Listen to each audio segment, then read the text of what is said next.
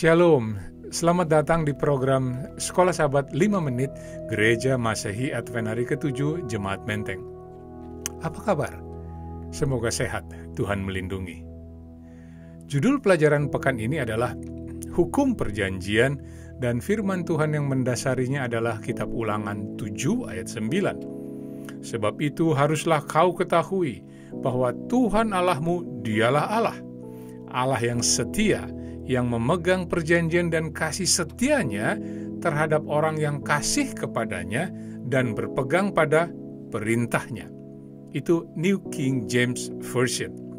Dalam King James Version dan terjemahan bahasa Indonesia diteruskan dengan kalimat to 1,000 generations, sampai kepada beribu-ribu keturunan. Jadi Tuhan setia dengan janjinya sampai kepada beribu-ribu keturunan.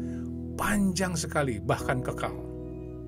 Pelajaran hari Jumat 21 Mei 2021 akan membahas secara singkat kaitan antara hukum dan perjanjian. Dalam pengertian luas, bila kita berbicara tentang hukum, itu dapat menunjuk kepada satu, hukum moral yang dinyatakan dalam 10 perintah, 10 Commandments, atau 10 perintah yang ditulis oleh Allah. Yang kedua, hukum Taurat dan hukum upacara yang ditulis oleh Musa, berisi peraturan-peraturan yang disampaikan Tuhan untuk dijalankan oleh bangsa Israel. Selanjutnya Kejadian 26 ayat 5 menyatakan, karena Abraham telah mendengarkan firman-Ku dan memelihara kewajibannya kepadaku, yaitu segala perintah, ketetapan, dan hukum-Ku. Tentang hukum moral yang diberikan Tuhan di Gunung Sinai, Nabi Nehemia dalam bukunya pasal 9 ayat 13 menyebutkan juga kata-kata peraturan-peraturan yang adil, hukum-hukum yang benar, serta ketetapan-ketetapan dan perintah-perintah yang baik. Saudaraku, hukum Allah ini dibuat untuk kesejahteraan manusia, menolong dan menuntun kita untuk mengetahui kehendaknya, kasihnya, karakternya, dan bagaimana kita harus berinteraksi dengannya dan dengan sesama manusia. Ulangan 30 ayat 16 menyatakan, karena pada hari ini aku memerintahkan kepadamu untuk mengasihi Tuhan Allahmu dengan hidup menurut jalan yang ditunjukkannya dan berpegang pada perintah, ketetapan, dan peraturannya, supaya engkau hidup dan bertambah banyak dan diberkati oleh Tuhan Allahmu di negeri kemana engkau masuk untuk mendudukinya. Saudaraku, perhatikan bahwa ada beberapa kata yang semuanya menunjuk kepada hukum, yaitu peraturan, perintah, ketetapan, atau hukum. Kita harus jeli melihat pengertian-pengertian ini dalam konteksnya yang tepat. Setelah melihat sekilas tentang hukum, bagaimana dengan perjanjian? Alkitab mencatat bahwa perjanjian anugerah diberikan Tuhan di Taman Eden segera setelah Adam dan Hawa berdosa, yang dimaknai dari kitab Kejadian 3 ayat 15, yaitu yang pertama, perjanjian bahwa Yesus Kristus akan berkorban untuk menebus manusia berdosa. Dua, perjanjian ini menjanjikan hidup kekal bagi mereka yang setia kepada hukum Allah. Perjanjian serupa diperbaharui kepada Abraham, yaitu melalui keturunanmu semua bangsa di bumi akan mendapat berkat. Ini menunjuk kepada Yesus juga.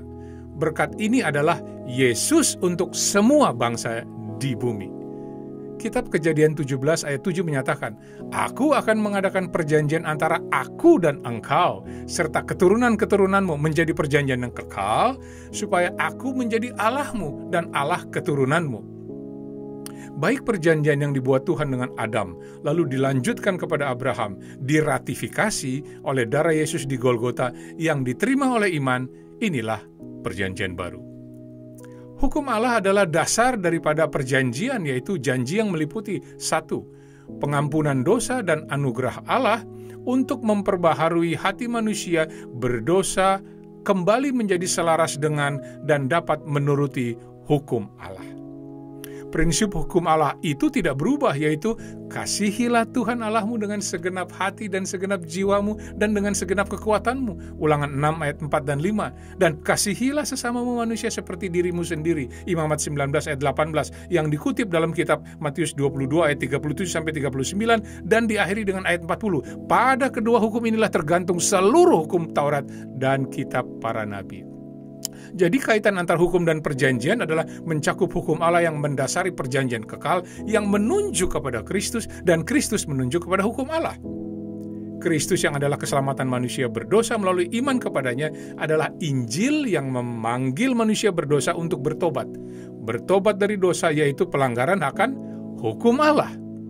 Jadi melalui Yesus Kristuslah manusia dapat menurut hukum Allah sehingga digenapilah perjanjian Allah dengan Adam, Abraham, Ishak, Yakub, bangsa Israel, orang-orang pada zaman jemaat mula-mula dan kita semua. Penurutan hukum adalah hasil dari keselamatan oleh kasih karunia Yesus Kristus sebagai janji kekal itu.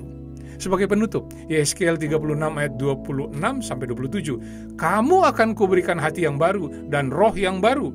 Rohku akan kuberikan diam di dalam batinmu, dan aku akan membuat kamu hidup menurut ketetapanku, dan tetap berpegang pada peraturan-peraturanku dan melakukannya."